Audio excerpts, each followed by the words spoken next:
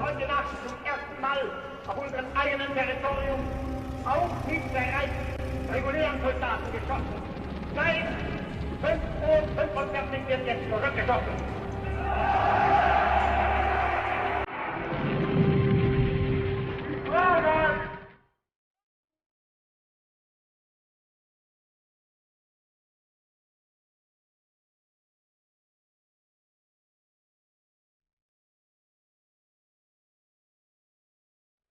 El 1 de septiembre de 1939 daba comienzo el mayor conflicto armado conocido en la historia con la invasión por parte de la Alemania nazi a su país vecino, Polonia. Una guerra que involucraría al resto de Europa por un periodo de 6 años en los que la barbarie humana haría su presencia de una manera abrumadora y sin precedentes. Millones de personas perdieron la vida, mientras que los supervivientes lucharon por mantener una cordura que durante años parecía haber desaparecido. Son muchos los libros que nos hablan de este episodio de la historia, pero pocos los que mencionan a Galicia como una parte alejada de ese conflicto. Hoy, en Código Enigma, nos adentraremos en la historia que nadie cuenta y de cómo Galicia fue transformada en un enclave estratégico de la Segunda Guerra Mundial.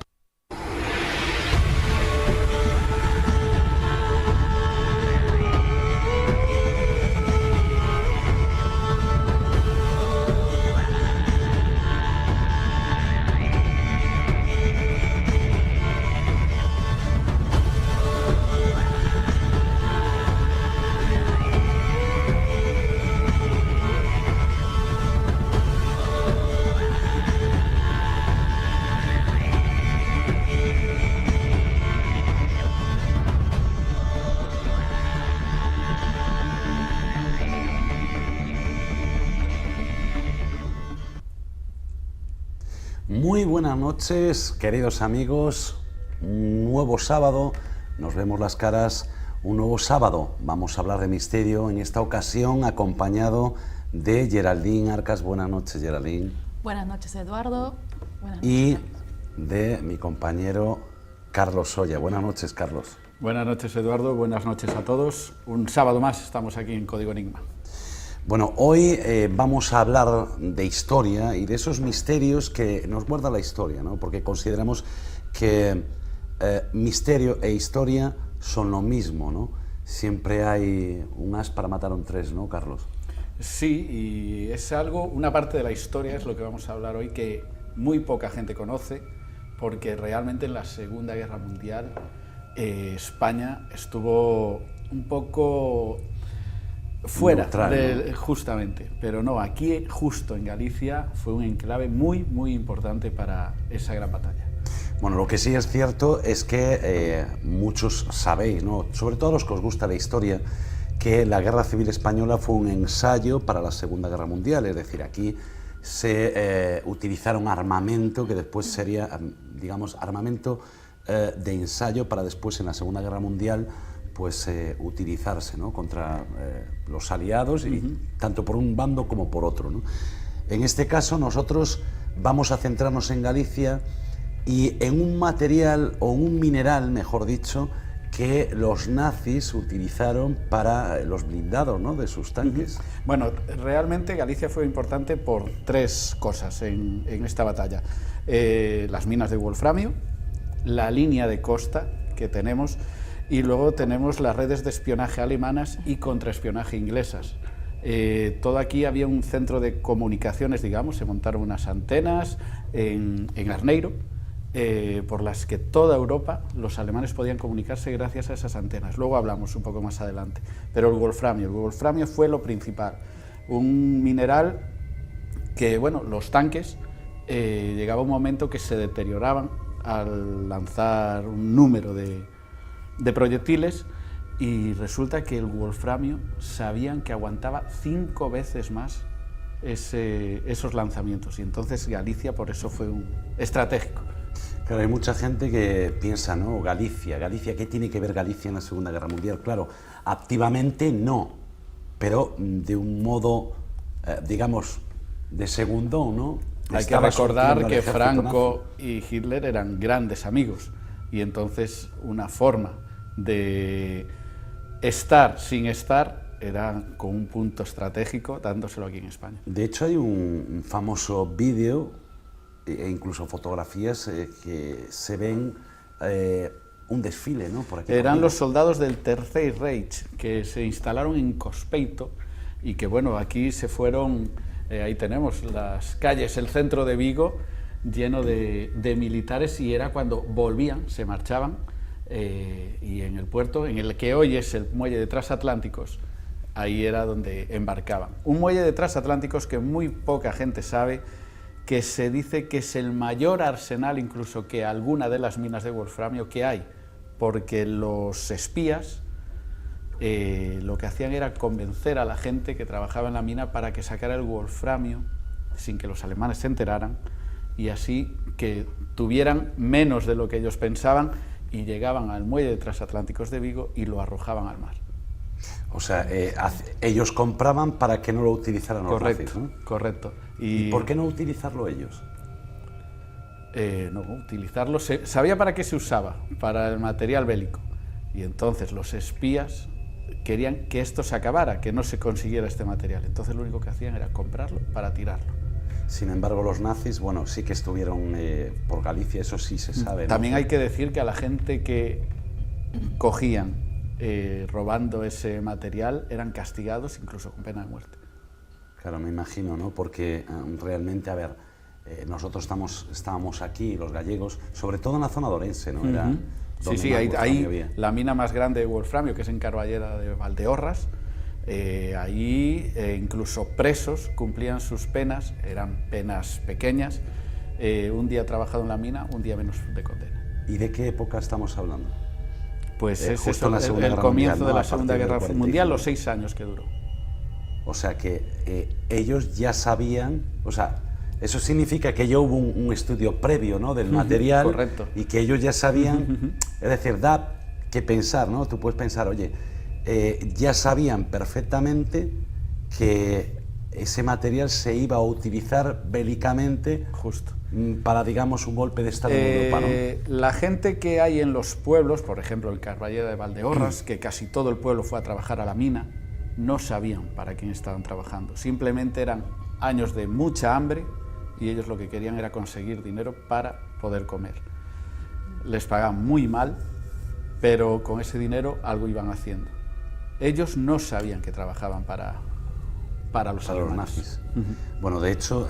Hay muchos que fueron castigados incluso y cerca de las zonas de minas hay fosas comunes. De hecho, yo recuerdo una historia que me contó un señor que ya falleció, ¿no? Hace muchos años, que estuvo en la Segunda Guerra Mundial y que él me decía que cuando se fueron para allá la mayoría de ellos no sabían que iban a apoyar a los nazis. Sí. O sea, ellos iban, pero alistados y tal, con una promesa económica, obviamente. Luego también se habla en el pueblo de Carballeda de Valdeorras que ciertas personas escondían a judíos, ya sabemos, judíos y alemanes, más bien los alemanes que tenían todo en contra de los judíos, el miedo que tenían a ser cazados, digamos, y eso fue uno del centro neurálgico, digamos, de las minas de wolframio. Bueno, tú te refieres, una de las historias más conocidas son las hermanas Touza. Sí, señor. En Rivadavia, que hablaremos de ello, porque a mí me parece una de las historias más bonitas cuando todos recordamos la película de La lista de Schindler, ¿no? Que un señor rescataba y salvaba a muchas personas haciéndolas trabajar en una fábrica de armamento, pero yo creo que de alguna manera él se lucraba, ¿no?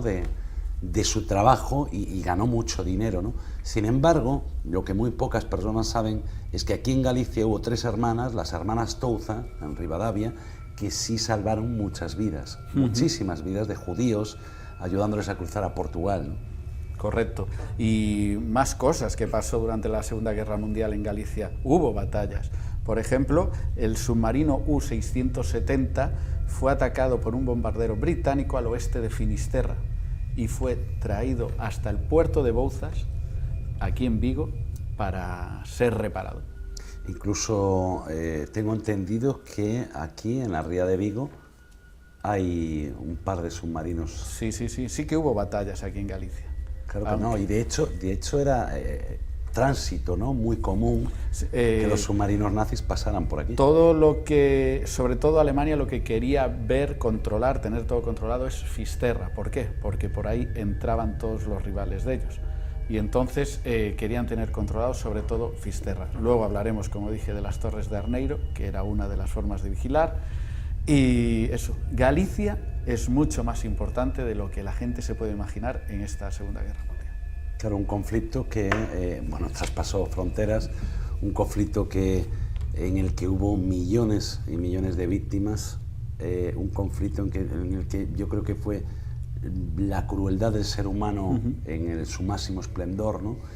Y existen historias que, bueno, podríamos estar toda la noche hablando, ¿no?, de las salvajadas que se hicieron a lo largo y ancho de Europa, pero lo que repetimos, lo que muy poca gente sabe, es que Galicia tuvo un papel muy importante, no a propósito, digamos, ¿no? La gente no tenía la culpa, ¿no?, pero muy importante en cuanto a todas esas matanzas, ¿no?, porque ellos, claro, con sus tanques eran 5 veces superiores al resto.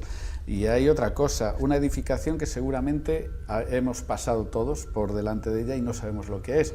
Cuando pasas por debajo del puente Rande, a mano izquierda, ves un pequeño muelle, pues ese, junto con el muelle de transatlánticos de Vigo, era donde se cargaba el wolframio, y al lado vemos una pequeña edificación, hoy en día solo quedan las paredes de fuera, que eso era la antigua fábrica conservera del Alemán, era conocida así, y ahí, de una forma, digamos, no de extraperlo, pero un poco más escondida, también era un gran sitio para cargar wolframio. Bueno, antes hablabas de las telecomunicaciones y nos decías, bueno, lo hablamos después, ¿qué hay de telecomunicaciones aquí? Porque por lo visto hay muchas antenas, ¿no? Sí, bueno, muchas, concretamente hay 3, están en Arneiro y son 3 antenas, ahora contaremos cuál ha sido el final de esas antenas, pero son 3 que están estratégicamente puestas, forman una línea recta, y en esa línea se dice, y está comprobadísimo, que sin estas 3 ubicaciones, el resto de Europa, tanto por mar como por tierra, no podrían comunicarse entre los alemanes. Sin estas 3 torres colocadas aquí en Galicia.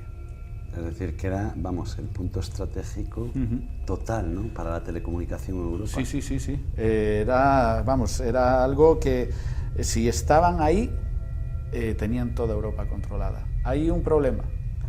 Ahí tenemos una de ellas. Tenemos también imágenes de la ubicación, cómo estaban colocadas y todo. Y hay que decir, el final de estas antenas, ¿cuál fue? Otra vez, no cuidamos un patrimonio histórico realmente. Estas son de las últimas imágenes que quedan de ellas. Un temporal hace un par de años las tiró abajo. Solo han quedado ahí están. Y bueno, luego la gente que se dedica a recoger la chatarra se encargó del resto. Bueno, tú, Geraldine, estarás alucinando, ¿no?, porque no conocías esta historia. No, claro, no conocía, y mira qué importante es que la gente pueda saber un poco más, ¿no?, que Galicia también estuvo de alguna otra manera, participó en todo esto, ¿no?, de una manera que los engañaron, ¿no? Sí, porque yo creo que los engañaron, ¿no?, realmente. Sí, bueno... a ver, los engañan, algunos lo sabrían, pero que sí, en general todo el círculo tú ibas de a matar el hambre de tu familia, justo, ¿no? Franco, vuelvo a decir, tenía una amistad con Hitler que se sabía que íbamos a participar en esta contienda. Pero es que la gente que trabajaba en las minas de las aldeas es porque había que alimentar a la familia. Eran épocas de hambre y entonces... Ahí vemos en pantalla la cobertura, eso, ¿no?, es que la tenían cobertura de las 3 antenas, correcto. Sí, era una cobertura... A ver si podemos seguir viendo, mira, cogía casi más todo. o menos hasta Rusia, ¿no? Sí, cogía toda Europa y ya ves de... Parte de Inglaterra, claro, que era estratégico porque es la costa que da hacia el resto, hacia Francia. Correcto. Y todo por ahí. Eran antenas muy importantes. Claro, África y luego la potencia que tenían. Sí. Y si ves ahí en las imágenes, el arco que coge de océano, al rival lo tenías controlado desde mucho antes. Sí, es alucinante. Claro, nosotros ahí lo vemos en pequeño, pero realmente estamos hablando de una distancia enorme, ¿no? Sí. Claro, claro. Y es increíble ya en aquella época qué tipo de telecomunicaciones tenían. ¿Qué no tendremos ahora? Ahora con mucho menos. Imagínate. Correcto. Bueno, siguiendo con la historia de estas antenas, ¿tú crees que...? Se me olvidó decirte un dato, el alcance era de más de 1000 kilómetros sobre tierra y de 1200 sobre el mar. Desde una, luego al ir pasando, abarcaba más. Claro, porque en el mar se amplía, ¿no?, la señal. Correcto. ¿Tú qué sabes de eso? Correcto. Se amplía la señal. Y luego en otros países había una solo, aquí había 3, y iban pasando las ondas de una a otra. Impresionante. Es increíble, sí. Sí, es increíble. Bueno, cosas que no sabemos, ¿no?, de Galicia, cosas que muy poco se hablan de Galicia, y que nosotros esta noche pues queremos acercar, ¿no?, a todas las personas que nos están viendo. Igual que en cualquier otra parte de España, que hablaremos de muchas historias que nadie conoce y que o muy pocas personas conocen y que son curiosas, ¿no? Porque en este caso, me reitero, ¿no?, pero ¿por qué todo esto me imagino que se construiría antes de que estallara la Segunda Guerra Mundial? ¿Y con qué intención? Es decir, ya era una muerte anunciada. Es como estás preguntando si ya se sabía que iba a haber. Ya se sabía, claro, que nosotros de alguna manera, ¿no?, permaneciendo neutral, posiblemente de una forma también estratégica, España permaneciera neutral para que esas antenas, todo ese negocio que se iba a formar ahí, no fuese destruido. Hay ¿no?, que recordar que España acababa de salir también de una guerra y ya está muy tocado el país. Entonces, involucrarse de lleno en otra batalla era el final. Y bueno, se mantuvo al margen, pero realmente fue un sitio estratégico. Vale, un sitio estratégico, y todo eso era una fuente de ingresos, ¿no?, para el país, que a lo mejor, por otro lado, también ayudó a que pudiéramos y tenías de estabilizarnos aliado, para si lo necesitabas, a Hitler, que tener de aliado a Hitler igual... Sí, claro, era el malo malísimo, sí, ¿no? correcto. Pero también podía haber elegido a los buenos. Sí, podía. Tienes dos bandos, hombre, elige al que... Correcto. Al bueno o al malo. Hay otra construcción, hablando de telecomunicaciones, de comunicaciones por mar, vamos a hablar de comunicaciones por aire. Se construyó un aeropuerto en Lugo, Arrozas se llama. Realmente poco se... El aeropuerto, ahí está, mira. Ahí está. Poco se usó, era más que nada para abastecimiento de radiofaros y bueno, se usó poquísimo. Ahora de hecho se usa para exhibiciones aeronáuticas y todo esto. Fue inaugurado oficialmente en 1943. ¿Por quién? Pues por Franco. Y ya se convirtió en el 49 en el aeropuerto central de Galicia, que aquello era un adelanto increíble. Lavacolla o Peinador, ¿no? Sí, correcto. Un año después perdió este título que ostentaba y bueno, ahora ya queda para eso, para exhibiciones. Sin Claro, embargo, como reliquia. es una reliquia Es realmente. reliquia, claro, realmente. Pero bueno, que sigue estando... Sí, se puede visitar y todo, o sea que tiene un hangar enorme, como esos que vemos en las películas, pues allí lo tiene. Es increíble, ¿eh? Increíble. Eso sí que no lo sabía. Pues no en el 53 este la Fuerza Aérea Española propuso el cierre definitivo y la destrucción del aeródromo, pero se decidió que mantenerlo. Hombre, después de una inversión tan grande, Correcto. Siempre puede servirnos para algo, ¿no? Sí, correcto. En este caso, pues mira, si sirve para los aficionados, por ejemplo, de la aviación, ¿no?, o la aeronáutica, pues mira, que les quede, ¿no? Vamos ahora ya a adentrarnos en esas minas de wolframio. Vamos a hablar un poquito más sobre ellas.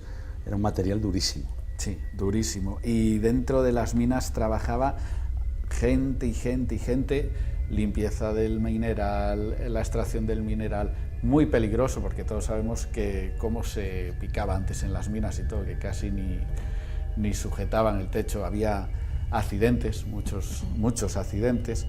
Y el wolframio era la gran sorpresa que tenía Hitler ante sus rivales, la dureza que hacía que esos tanques aguantaran, el calor que daban esos proyectiles al ser lanzados y todo, como he dicho, multiplicaba por mucho el de sus enemigos, pues era algo que había que sacar y en montones. De aquí, como he dicho antes, del muelle transatlántico salían barcos y barcos cada semana, cada 10 días.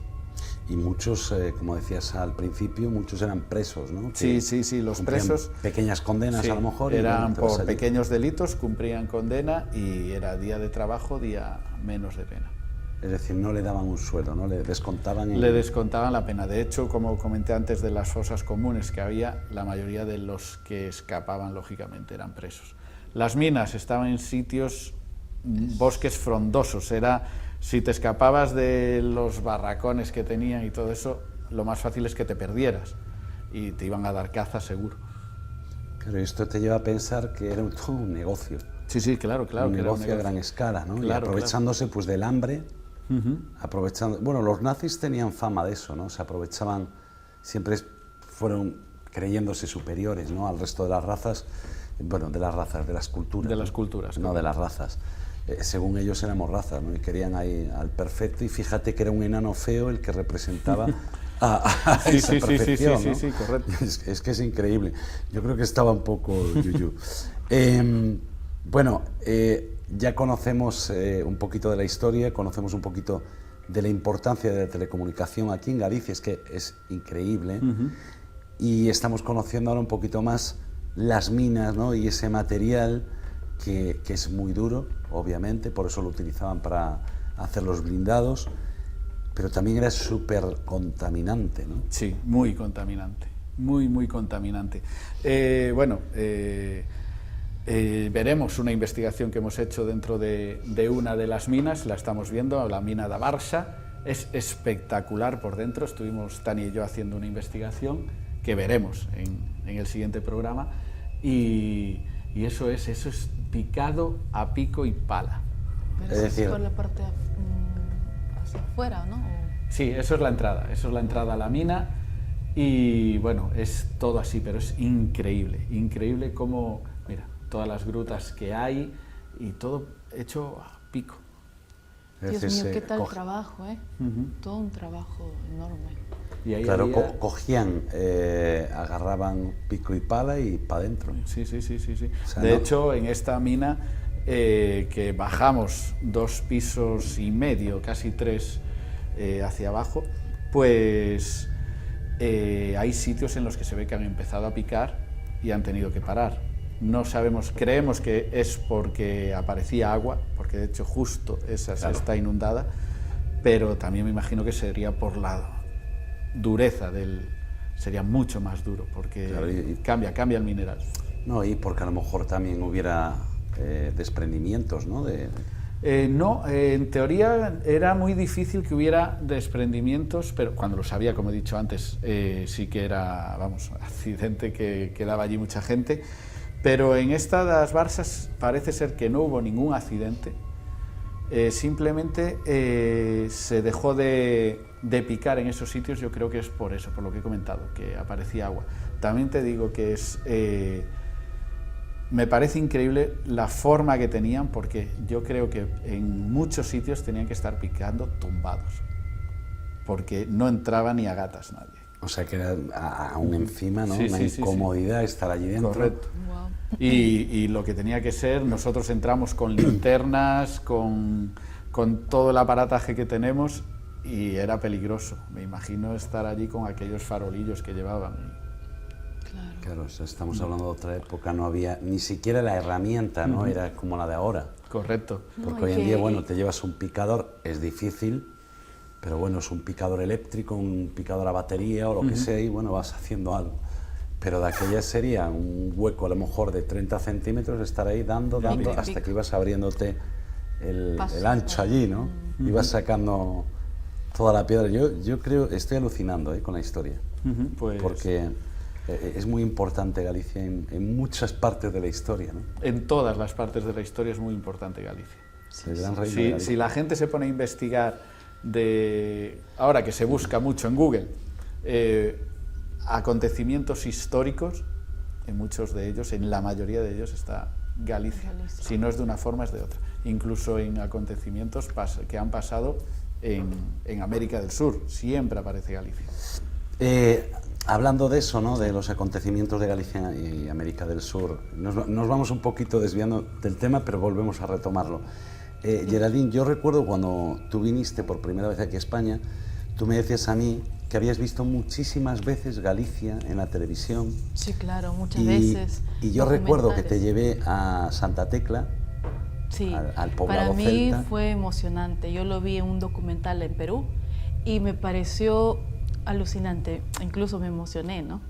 Bueno, yo lo pienso y me emociono. Se echó a llorar y todo, se echó a llorar. Y decía yo, ¿pero por qué? Y yo creo que es porque ninguno de nosotros valora lo que tenemos, ¿no? Esa riqueza, tanto cultural, gastronómica, no te digo nada, sí, bueno, que si nos ponemos a comer lo desbordamos ya. Bueno, la gastronomía acá nuestras también fiestas, es nuestras costumbres, yo creo que al igual que en cualquier lado, ¿no?, pero es que hay en otros sitios que la gente se siente muy orgullosa de sus tradiciones y nosotros aquí parece que nos avergonzamos, ¿no? Y estamos en la tierra de la magia, la tierra de las meigas. Yo siempre que entrevisté a alguien de fuera, siempre me dijo qué suerte tienes de vivir en Galicia. Y no sé por qué. Por algo será, ¿no? Y vamos a retomar ahora con el tema porque se hizo una película de todo esto. Sí, Lobos Sucios. Aparte, grabada en Carballeda de Valdeorras, en la mina más grande que hay de wolframio, que es de la que hablamos antes. Estuvimos con Simón Casal, le hicimos una entrevista en La Coruña y bueno, nos contó anécdotas que vamos a ver, increíbles, incluso la gente cómo se involucraba en recrear la historia, cómo les contaban. Al principio andaban un poco que van a hacer estos y al final acabaron hasta haciendo de mineros otra vez. O sea, Simón Casal, que es el director de la película Lobos Sucios. Película. Bueno, aquí en Galicia lo conocerá mucha gente por participar en series de la televisión de Galicia, documentales importantísimos y vamos, aquí en Galicia es muy conocido. Y Lobos Sucios yo creo que lo ha catapultado vamos, ya a nivel nacional. ¿Ves cómo e al final internacional? es que en Galicia tenemos de todo? Claro, claro. ¿Qué más necesitamos, no? Eso es. Un buen director de cine, que además, nosotros vimos la película, Sí, sí. nosotros antes que tú. Sí, un par Porque de días antes. se te ocurrió a ti la idea de hablar de esto y nosotros, como nos dijimos, vamos a ver si hay alguna película de esto. Y descubrimos Lobos Sucios. Lo vemos y nos pareció chulísimo. Sí, ¿verdad? interesante, sí. A mí me Hay encantó. que agradecer a Simón Casal y a la productora las facilidades que nos dio. Ningún problema, la entrevista concedida a las primeras, que usáramos el tráiler, que usáramos lo que quisiéramos de la película, facilidades. Un gallego nunca dice que no, Nunca no dice sabe que no. decir que Eso no. es. A otro por lo menos. Entonces, bueno, ¿te parece si vemos el tráiler? Vamos allá.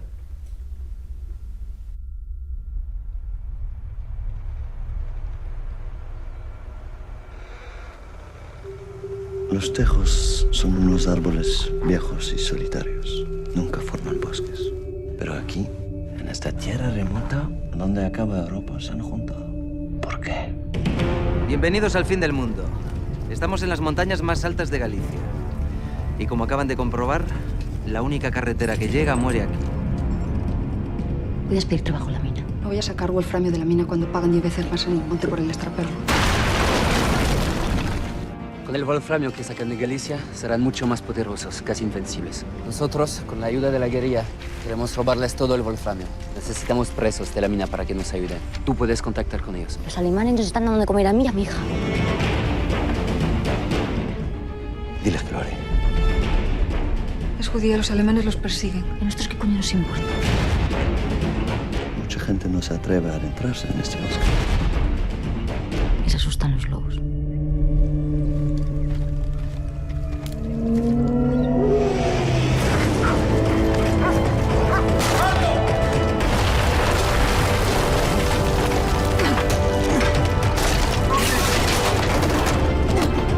¡Alto disparo! Es la vida de unos hombres que se la han jugado por vosotros. Se lo debemos.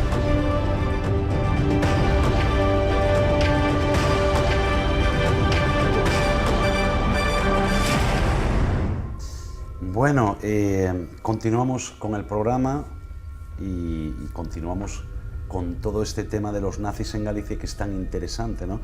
Y con una entrevista que tú tuviste la oportunidad de hacer a Simón Casal, director de la película Lobos Sucios, y que acabamos de ver ahora el tráiler.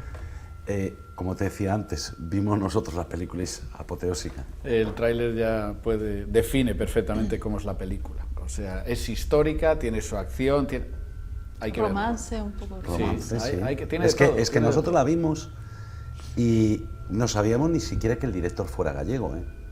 Y cuando terminó, ¿verdad? Dijimos, bueno, esto está muy bien, hasta chulísima, chulísima, de las mejores películas que Simón nos citó en el centro de La Coruña y allí estuvimos haciendo una entrevista. La verdad que el equipo de investigación que tiene, todo, increíble cómo se documentaron.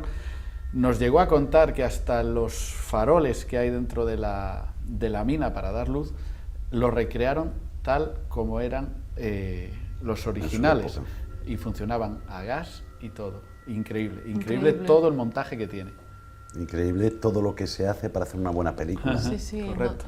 O sea, el trabajo que da, que después nosotros vemos un resultado de hora y media. Claro, 2 el detrás horas. de cámaras tiene todo una historia, como se dice. Un trabajo de meses, tú lo ves en hora y media, pero claro, pero son meses o años. Meter cámaras en la mina original, tener que dar, claro, con esos farolillos poca luz, iban a tener que meter esa luz artificial y que no se aprecie en la película.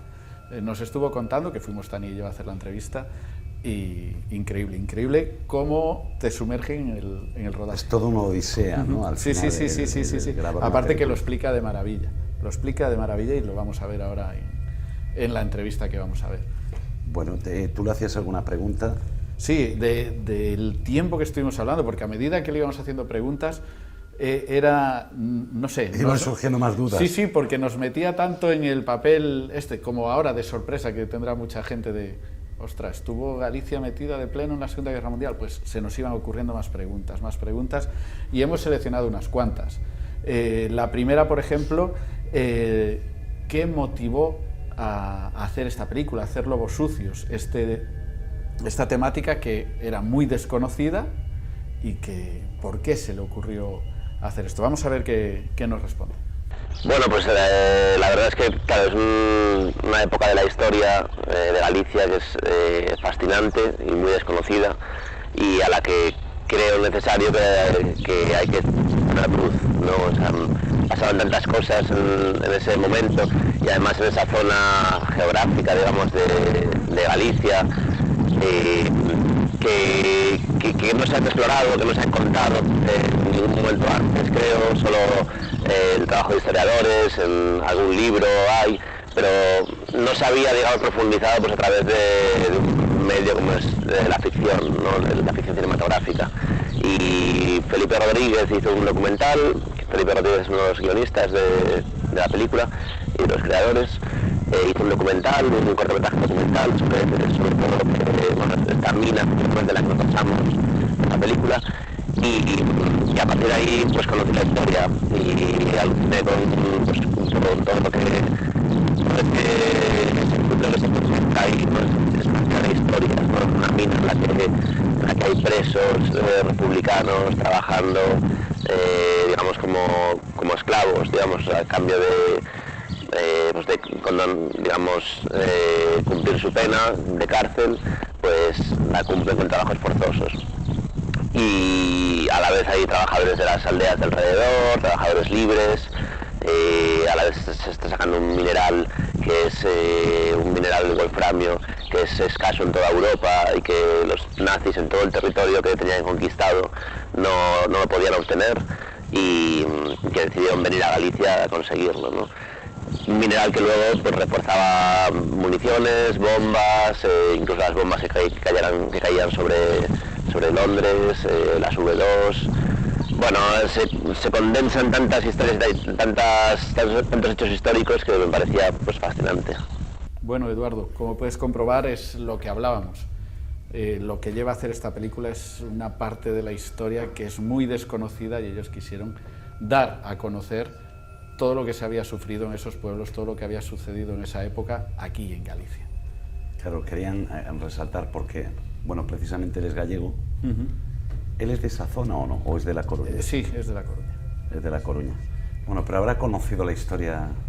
Sí, se documentaron de una forma impresionante. Bueno, tiene ya, como he dicho antes, un equipazo. Y la documentación que tienen daba para hacer otras 3 películas más como Lobos Sucios, pero es eso, se centraron en el wolframio, en las minas, y quedó esa maravilla que todos conocéis. Bueno, tú le preguntabas más cosas, él iba respondiendo. Sí. Y cada vez te iba metiendo más en el papel. Increíble, porque hasta parecía que estabas tú inmerso en la película. Le preguntábamos, Tani y yo también, si sabían todos esos trabajadores de la aldea, lo que hablábamos antes, si sabían para quién y para qué sacaban el wolframio. A lo que, bueno, Simón nos respondió lo siguiente. Entonces no creo que supieran lo que estaban sacando ni para qué se usaba.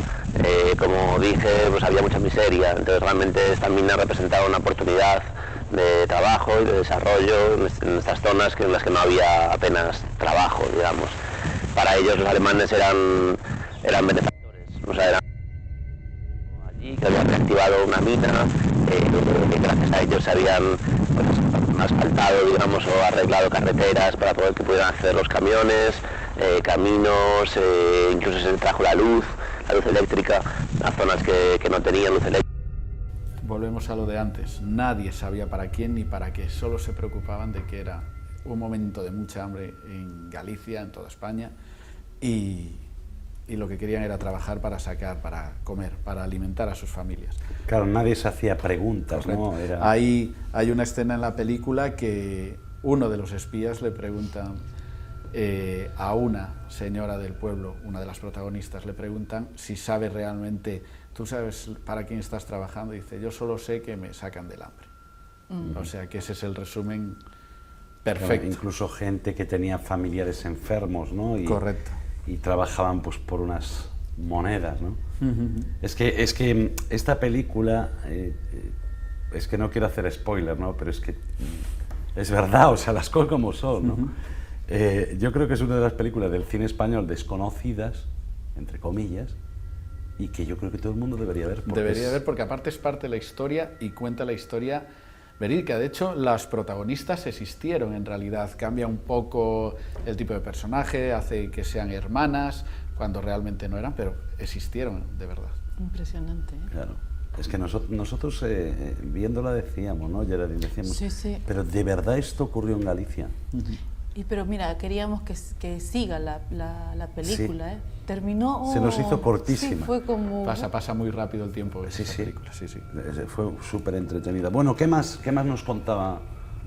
Pues le preguntamos si crees que muchos gallegos han descubierto una historia de cómo Galicia ayudaba a los nazis, cómo ayudaban con el wolframio, y Simón nos respondía lo siguiente. Yo creo que sí que se descubrió, porque para las generaciones más mayores, digamos, sí que sabían y sí que se conocía la historia de la presencia nazi, la presencia alemana en Galicia durante la Segunda Guerra Mundial. Era también la fiebre del wolframio, ¿no? También se conocía, pero para generaciones más jóvenes, pues como nosotros, yo no tenía ni idea, la verdad, ni nadie me lo enseñó en el instituto ni en el colegio. Este episodio de la historia, ¿no? Era totalmente desconocido para mí, y creo que es importante pues sacar a la luz este tipo de historias. Realmente nunca se ha contado demasiado, digamos, toda esta ayuda que llevó a cabo el régimen franquista a los nazis. Era una de la guerra civil, es decir, los alemanes habían ayudado con armas, con ayuda militar, digamos, con bombardeos, con bombas, todo tipo de... Con lo cual había una deuda que había que pagar, y Franco pues decidió, si podían, porque no tenían ninguna de las zonas conquistadas, y Franco empezó a pagarles pues en wolframio. Y esto es, la película se cuenta un poco, pero bueno, luego a partir de ahí documental, que es la batalla de wolframio, en la que se cuenta mucho más, de manera mucho más profunda y documentada, y historiadores historiadores, por supuesto, que lo han contado también, ¿no? Lo han contado de manera, pues, con investigaciones serias y rigurosas. La película, pues, y creo que es también, pues, una, digamos, de esta necesidad que tenemos de comunicar y de indagar en lo que ha pasado en nuestra historia, ¿no? Y sí, pues es que sí que no lo conocía. Yo mismo. Algo totalmente desconocido, como habíamos hablado, que es la gente con esta película descubre realmente el apoyo que tenía gracias a esa amistad Franco, unido a Galicia, Franco siempre por raíces con Galicia y a Alemania. Por raíces, pero no por cariño. No. Eso porque nos dio leña, ¿eh? Nos dieron leña. Bueno, continuamos con esa entrevista, continuamos con más preguntas. Y Simón, ¿qué era lo siguiente que le preguntaba? Es que yo estoy intrigado porque yo tengo que decir que yo no había visto las respuestas. Sí, es cierto. Solo las sabemos Tania y yo. O sea que... Y bueno, y Tania está indispuesta, no puede estar en el programa, entonces... Solo la sé yo aquí. La caja de Pandora. Soy yo. La caja de Pandora. Bueno, le preguntábamos sobre eso de si era cierto lo de que el muelle de transatlánticos de Vigo, si había algún documento que certificara que estaba lleno de wolframio su fondo. Y bueno, nos respondía lo que hablábamos antes. Vamos a escucharlo. Claro, porque o sea, Galicia en ese momento era casi como un nido de espías, ¿no? Era un territorio clave, digamos, para la Segunda Guerra Mundial. Pues toda la guerra del Atlántico, digamos, había colaboración por parte de distintos elementos y espías en Vigo, sobre todo, que apoyaban y daban apoyo a los submarinos nazis y a barcos también, ¿no? Entonces había espías aliados también, es decir, los aliados mandaron muchos espías también primero para saber que estaba aquí, para informar pues al mando que luego presionaba políticamente a Franco para que no colaborara con los nazis, porque se suponía que España era un país neutral. Y por otro lado lo que también intentaban era sabotear esta extracción de wolframio. Entonces lo que se dice, saboteando, y otras veces simplemente con ¿no? El mineral se vendía también al mejor postor y lo que hicieron los aliados en ocasiones era comprar mineral, comprar wolframio para luego simplemente tirarlo. O sea, el objetivo era que no llegara a las fábricas alemanas, con lo cual no hacía falta sacarlo de allí, digamos, o llevárselo a los puertos ingleses o americanos. Simplemente el objetivo era que no llegara a los alemanes, con lo cual sí que se dieron episodios en los que se lanzó bueno, esto los historiadores te lo pueden confirmar, ¿no? Con documentación. Pues ya ves que sí que es cierto que hay documentos que así lo atestiguan, sobre todo nos contó fuera de cámara que estos espías incluso contaban cuánto se iba tirando, igual que los alemanes tenían un control de cuánto entraba en el barco, ellos también de cuánto se iba tirando, y sí que hay documentos de que... Qué curioso, ¿no? Entraba el wolframio, o sea, se sacaba el wolframio robado, entre comillas. Correcto. Y había unas personas que lo compraban para enterrarlo, para esconderlo, para que tirarlo, no llegara para al poder de los nazis. Es que es curioso, ¿no? Que no fuera, me refiero, que no hubieran actuado de otra forma. Lo que pasa es que, claro, lo que dices tú, ¿no? Estaban apoyados por el gobierno de aquí. Entonces, claro, cualquiera metía mano ahí, ¿no? Eso es. Podía terminar con un conflicto también internacional. Eso es. Pero bueno, es sorprendente, ¿no? Pensar que en un sitio en el que pasean miles de vigueses al día haya lo que los alemanes buscaban en el fondo. No lo dejes muy alto porque algunos se van a lanzar ahí de cabeza. No creo que lleguen a coger wolframio. No deberían hacerlo. Seguimos con la entrevista y bueno, le preguntábamos también si a la hora de hacer la película se habían encontrado, por el tema que trata, con alguna traba. Y Simón nos respondía esto. No, la verdad que no hemos encontrado ningún problema a la hora de grabar o documentar la película. Tuvimos, bueno, pues por ejemplo, por grabar en las minas, pues por temas de seguridad siempre era complicado, ¿no? Conseguir Al final tenías que conseguir que se implicaran los gestores de la mina, que aceptaran participar, que nos dejaran entrar a grabar, y para eso tenías que convencerlos de la relevancia de la película, de la relevancia de la historia, y bueno, y de que luego íbamos a seguir todas las medidas de seguridad pertinentes para grabar con seguridad dentro de la mina. Y ese fue el principal problema que tuvimos, ¿no? Luego, lo que es investigar datos o información sobre lo que pasó, realmente, bueno, no sé, lo que está oculto ya se ocultó en su momento y es difícil acceder a ello.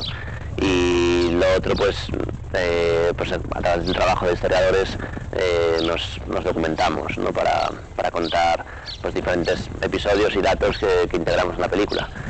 Pero no hemos tenido dificultades más allá de esas. Pues bueno, ya ves que las trabas no se ha encontrado ninguna, es más, se han encontrado facilidades, vale, sí, alguna documentación nos decía que sí que era más difícil de localizar, pero simplemente por eso, por no poderla localizar en el tiempo que ellos querían, pero trabas no se ha encontrado ninguna. Es más, les gustaba a la gente que investigaran esa parte de la historia. Es decir, que de algún modo para esas personas del lugar, ¿no? Era como quitarse una espinita, ¿no? Y decir, aquí, en este lugar, ocurrió esto, para que el mundo lo sepa. Eso es. Y esta película se ve perfectamente cómo era el día a día del trabajo en la mina.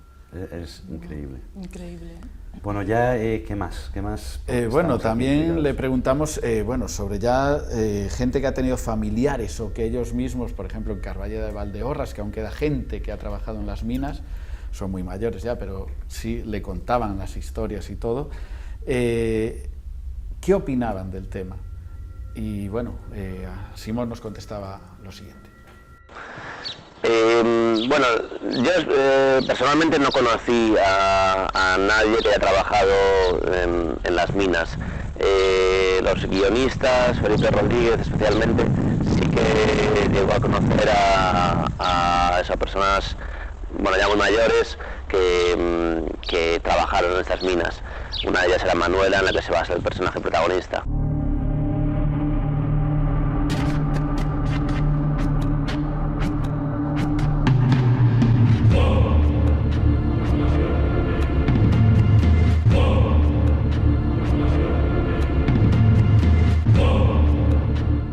Volvemos a lo mismo. Ellos, mientras entrara dinero en casa para comer y comprar medicamentos para los familiares que los necesitaban y todo, ellos seguían sacando wolframio, sea lo que sea.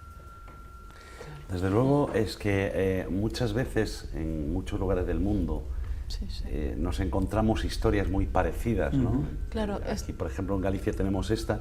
En México, nos comentabas tú fuera de cámaras. Me hace recordar a la montaña de obsidiana, ¿no? Es un mineral, bueno, un cuarzo negro. ¿Y dónde es? Es en México. No me acuerdo ahorita, se me fue el lugar, pero yo estuve ahí y es inmenso. Y cuando llegas, pues es como una recarga de energía potente, ¿no? Ayuda para el crecimiento personal. La obsidiana, la energía, ¿no? Entra en lo más profundo del subconsciente de la persona, ¿no? Entonces ayuda para desarrollar algunos traumas, o sea, sacarlos a flote, que no quede ahí, sino sacarlos, liberarlos, sanar. Pero es muy fuerte, bueno, trabajar con la obsidiana, tienes que pasar por distintos procesos de otros minerales, de otros cuarzos, ¿no? Se empieza por el cuarzo rosa, después por la amatista y así sucesivamente hasta llegar a la obsidiana, para que te aperture energéticamente y puedas sacar ese dolor, ese trauma, ese sufrimiento. Entonces la obsidiana es muy importante. Yo de México pedí permiso a la montaña de obsidiana y me traje pues un bolso lleno de obsidiana, que me lo dieron, me lo regalaron. Explica eso de pedir permiso, porque la gente igual no sabe, están diciendo pedir permiso y que empezó a picar claro.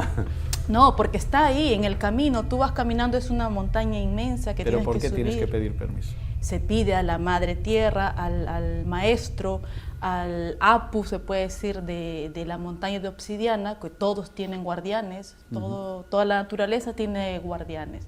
Entonces pedí permiso espiritualmente y me dijo, sí, porque lo necesitaba en ese momento. Y pues escogí, y da la casualidad o la causalidad de que cojo con las manos, con los ojos, perdón, cerrados, y cojo así y era el corazón. Era la forma de la obsidiana, la piedra, en bruto ahí como está, en forma de corazón. Entonces ese momento fue para mí espectacular. Sí. Tanto como el haber visto Santa Tecla por primera vez. No, claro, emociones distintas, pero sí, en Santa Tecla fue como reencontrarme, no sé, fue una emoción ahí, una energía, fue como lo vi allá, uno, ¿no? En un documental. Después siempre me ha llamado la atención a todos estos lugares, ¿no? Así mágicos y energéticos, porque son lugares muy energéticos. Acá en Galicia no saben lo que hay, o sea, es para mí encantada yo, ¿no? Y entonces llego ahí y lo energético también, digo, Dios mío, qué bonito, que realmente yo estoy orgullosa de estar aquí, poder sentir todo esto, ¿no? Y me encanta. Entonces son emociones distintas, uno energético. Ella me decía, oye, háblame gallego, me dice siempre, conmigo habla a mí me gallego, encanta, porque sí. no sabéis lo que tenéis. Dice, sí. No sabéis lo que tenéis. Quiere bailar, tocar la gaita, todo. Sí, ya. Total. Sí. Pero tú fíjate qué raro es todo esto, ¿no? Aquí es por el poder militar, o sea, lo que ocurrió, ¿no? Era por poder militar, por poder invadir, por poder ser el rey del mundo, y ahí estamos hablando que es un poder, digamos, más trascendental, ¿no? Más espiritual, más energético. Más energético, ¿no? Bueno, pues quiero esta piedrita, la obsidiana, pues para tener yo en mi casita y que me dé suerte y tal. O sea, qué diferencia, ¿no? Qué diferencia. Bueno, a lo mejor porque tampoco descubrieron que a lo mejor la obsidiana sirva para hacer bombas, sino posiblemente estuviera todo... Sí, lo usan para otros fines también, ¿no? Aparte de lo energético. Pero sí es muy importante la montaña de obsidiana para todo lo espiritual. Bueno, son montañas, pero en las que de una manera y de otra, y de un lado y del otro, se extrae la piedra, igual que para los teléfonos móviles, lo que mucha gente no sabe, ¿no? Que se extrae un mineral y que lo hacen niños por su tamaño. Y qué triste que sea uno de los países más pobres del mundo el que tenga ese mineral para que se lucren otros. Claro, y que yo había visto un reportaje y mirabas niñitos de 7, 8 años que son pequeñitos meterse y muchos de ellos no salen. No, correcto. Y les dan una miseria, y esto lo hacen las grandes marcas. De hecho, en este documental estamos hablando del mismo, cuando salen de donde cogen el mineral, cuando entran en una calle son todas Ericsson, todas las tiendas, era Nokia de aquellas, eran todas las grandes marcas. Las grandes marcas de telefonía, ¿no? Y de, bueno, telefonía y ahora mismo ya de todo lo tecnológico. Bueno, continuamos un poquito con todo esto, porque ya para ir poniendo punto y final, ¿no? Tenemos algo que contar, y es que nosotros, después de saber toda esta historia, todo lo que te contaba Simón Casal, que por cierto le damos las gracias. Sí, y al que le hice también una pregunta, una 7ª pregunta, de las que todas las que hicimos es la que he escogido, si él cree que Galicia pudo ser uno de los puntos claves en el devenir de esta Segunda Guerra Mundial. A lo que contestó clarísimamente que sí, que sin Galicia la guerra no hubiera sido lo mismo. Era un punto importantísimo para los dos lados, ¿eh? Que Galicia, Galicia, hay que decir, siempre fue un punto bastante estratégico, ¿no? Sí, pero bueno, en este caso los que salían más beneficiados eran los alemanes, los nazis. Sí, claro. Porque era eso, la amistad con Franco, todo lo que les dejaron instalar aquí. Lo que decíamos, ellos ya sabían que iba a haber conflicto bélico en algún momento, porque eso no se monta de un día para otro. No, por supuesto. Las torres las probaron seguramente años antes. Quién sabe si nos estaban usando ya y nadie lo sabía. Posiblemente ya se estuvieran utilizando. Sí. Yo creo que una guerra del calibre de la Segunda Guerra Mundial, un país no se arma de repente, ¿no? Eso ya venían arrastrando. Es una pena que las hubiera tirado este temporal, pero cuentan que si no estuviera ahora tan avanzado el tema de las comunicaciones y demás, podrían seguir funcionando, instalando las baterías en las casetas, que es lo único que queda en pie, las casetas. Claro. Ahí se instalarían las baterías y esas torres, si siguieran en pie, se podrían seguir usando. Claro. Increíble, increíble. Bueno, hablaremos más, porque la próxima semana hablaremos también de este tema. La próxima semana tenemos investigación. Pero tenemos una salida, y es que nos fuimos a esas minas. Queríamos conocerlas de cerca. Sí, allí fuimos a Mina da Barça, y queda en Abudiña, y la verdad que bueno, ya vimos las imágenes al principio de esa entrada, pero bueno, ya veremos vídeos que hemos grabado dentro. Aislamiento, Tania se quedó 2 pisos para abajo ella sola, y Geraldine certifica que pasaron cosas. Así me pone ahorita la piel de gallina. Dejamos una grabadora en lo más hondo antes de llegar a un sitio en el que ya hay agua, que es eso, casi son 3 pisos para abajo, en el que sorprendentemente no lo vamos a desvelar, pero salen cosas muy fuertes, y vamos, allí confirmamos que estábamos Tani y yo.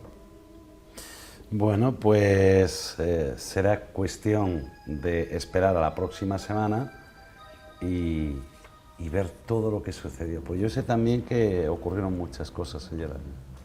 Sí. Allí pasó un poquito de todo. Recibimos muchas llamadas de Geraldine, sí, mientras ella escuchaba. Es que ya cuando ella está revisando algo, sí. yo estoy sentado a lo mejor haciendo otra cosa, ¿no? O revisando ya cuando y ya estás pendiente de empieza a sonar el WhatsApp y lees, esto está chévere, esto, dices tú, ya está. Cuidado.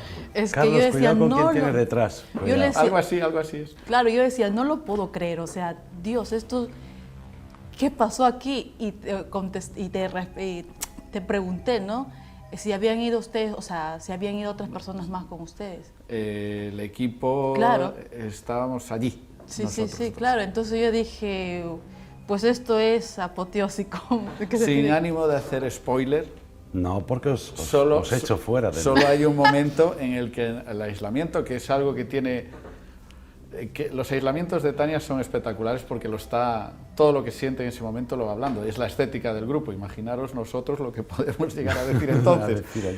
Y hay un momento en el que le digo por el walkie, porque claro, fuera estábamos a 35 grados, dentro estábamos a 9 grados, y el aislamiento de Tania duró casi 3/4 de hora, y si quería salir por el frío o algo, y dijo que es que acababa de sentir algo que no se atrevía a contarlo. Cuando salió, le comenté qué era lo que sentiste, y dice, es que vi sombras a mi lado.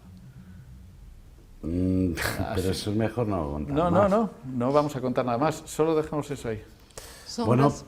Bueno, pues vamos a ir despidiendo el programa ya, y lo vamos a hacer dándole las gracias a Geraldine Arcas. Buenas noches, Geraldine. Buenas noches, Eduardo. Buenas noches, Carlos. Y Carlos, nosotros nos vemos la próxima semana. Nos vemos la próxima semana. Buenas noches, compañeros, y a las 10 el próximo sábado aquí estamos otra vez. A ver si desciframos un nuevo código enigma con todos vosotros. Ya sabéis, medios de contacto, escribirnos, vernos, observarnos, darnos vuestra opinión, y aquí no hay like, pero en nuestro canal de YouTube sí. Buenas noches a todos, hasta la semana que viene.